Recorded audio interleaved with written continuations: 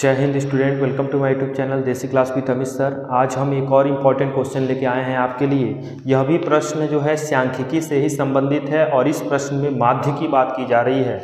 तो ध्यान दीजिएगा, माध्य कैसे निकालेंगे इस प्रश्न में। जैसा कि आपके सामने क्वेश्चन प्रस्तुत कर रहा होगा, उस प्रश्न में समांतर माध्य जो है बात, सबसे पहले हम सारणी एक बना लें। तो सारणी अगर हम बनाते हैं तो समांतर माध्य है तो आपके पास कितने सारणी होंगे। तो जैसा कि आप यहाँ देख पा रहे हैं, पहला तो आपका हो जाएगा वर्ग अंतराल, पहला आपका होगा वर्ग अंतराल, दूसरा आपका हो जाएगा बारंबारता, दूसरा आपका होगा बारंबारता जिसको आप FI से डिनोट करेंगे, और फिर उसके बाद आपका वर्ग चिन्ह जिसे कहते हैं, यानी वर्ग चिन्ह कहिए या फिर इसको XI से डिनोट कीजिए, और एक आपका एक्स्ट्रा और बढ़ जाएगा जिसे हम FI XI बोलेंगे, FI XI। ठीक है, अब यहाँ पर कितने हैं देख लेते हैं। तो इस प्रश्न में 1 2 3 4 5 है। तो 5 1 2 3 4 और एक और है, हो जाएगा 5। ध्यान दीजिएगा, बहुत आराम से समझिए, ज़्यादा जल्दीबाजी नहीं करनी है इस प्रश्न में, क्योंकि सांख्यिकी के प्रश्न जो हैं बहुत ज़्यादा इम्पॉर्टेंट होते हैं। अब ध्यान दीजिएगा, वर्ग अंतराल में क्या क्या दे रखा है, 0 से 10, फिर कह रहा है 10 से 20, फिर कह रहा है 20 से 30, फिर कह रहा है 30 से 40 और फिर कह रहा है 40 से 50। अब आपके पास बारंबारता जो दिया रखा है 6, अब यहाँ पर यफ दे दिया है 6, 10 और 5, और प्रश्न में आपको इसी की चर्चा करनी है। कह रहा है कि विलुप्त बारंबारता, यानी इस क्वेश्चन में आपसे यफ की वैल्यू ही पूछी जा रही है और समांतर माध्य दे रखा है। क्या दे रखा है? समांतर माध्य दे रखा है, जिसको हम x बार से डिनोट करते हैं, वो आपका 25 दे रखा है। सारा प्रश्न इसमें है। सबसे पहले आपको पता है कि जब माध्य निकालते हैं तो सिग्मा FI और सिग्मा FI XI निकालना पड़ता है। कैसे निकलेगा ध्यान दीजिएगा। तो सिग्मा FI अगर आप निकालना चाहते हैं तो इसको सिग्मा कहते हैं। ये किसका चिन्ह है? Sigma FI is equal to, जोड़ दीजिए तो यहाँ देखेंगे तो 6 6 12 10 22 5 27, यानी F प्लस 27 हो जाएगा। F प्लस कितना हो गया? 27। कितना हो जाएगा? F plus 27।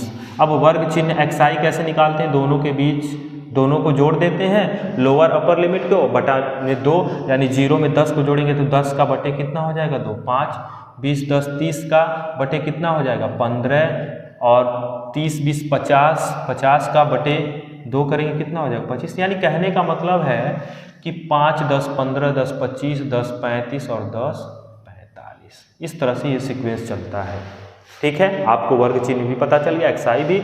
अब मल्टीप्लाई कर दीजिए, 6 5 30, 15 का गुणा F में करेंगे तो हो जाएगा 15F, और 25 छक्के होता है, 25 चौके 100, तो 25 छक्के 150, और 35 दहा में 350, और 45 दूना 90, और 45, अब देखिए ऐसे भी गुणा कर दीजिए, 5 5 25 को 5 हासिल 2, 5 चौके 20 तो 22। अब सिग्मा FI XI निकाल लीजिए, सिग्मा FI XI जोड़ दीजिए।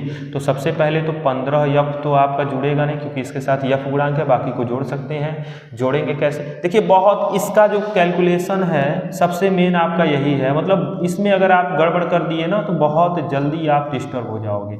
इसको बहुत बारीकी से करना होता है। 5 कैलकुलेशन ही इसमें सब कुछ है, गणना अगर आपने गड़बड़ किया तो गलतियाँ बहुत सारी हो जाएंगी। 5 5 10, और 10 5 15 को 5 हासिल 1, और 3 2 5 1 6 1 7, 755। कितना हो गया? 755। ठीक है, अब आपके पास पता है, क्या पता है कि समांतर माध्य जो होता है, यानी जिसको हम x बार से डिनोट करेंगे, वो सिग्मा FI XI अपान में सिग्मा FI होता है। इसी को हम कहते हैं प्रत्यक्ष विधि। 3 विधि होता है, सबसे प्रचलित विधि ये है। और आपको एक बात और बता दें कि समांतर माध्य जब पूछा जाता है तो ये नहीं कहता है कि आप पग विचलन या कलन विधि या फिर प्रत्यक्ष विधि का प्रयोग कीजिए। विधि का नाम नहीं लेगा, आप किसी भी विधि का प्रयोग करके यहाँ पर माध्य निकाल सकते हैं। अब यहाँ पर मैं करता हूँ, इधर स्पेस है तो हो जाएगा x bar is equal to, यानी समांतर माध्य इज इक्वल टू, कह रहा है sigma F I X I, तो sigma F I X I आया है 15 और प्लस का 755 और बटे में सिग्मा एफ आई, और सिग्मा एफ आई आया है f प्लस 27।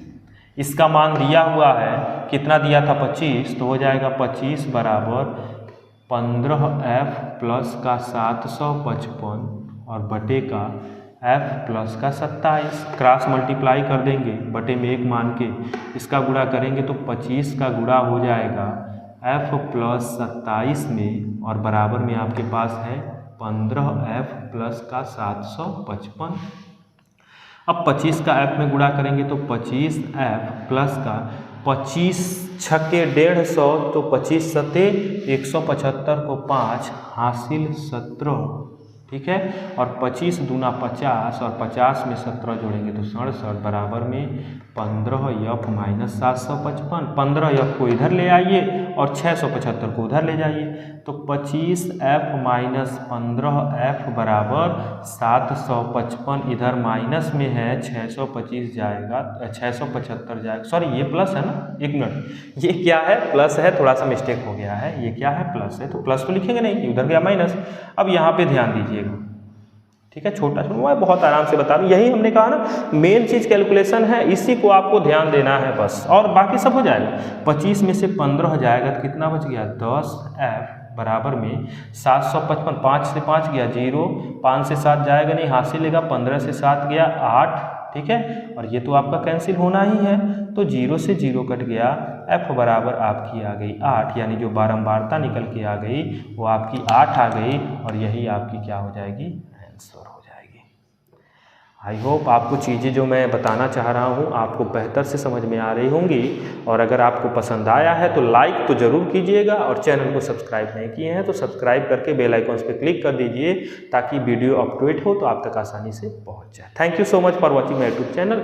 इसको आप बेहतर तरीके से समझ के लिख लीजिए।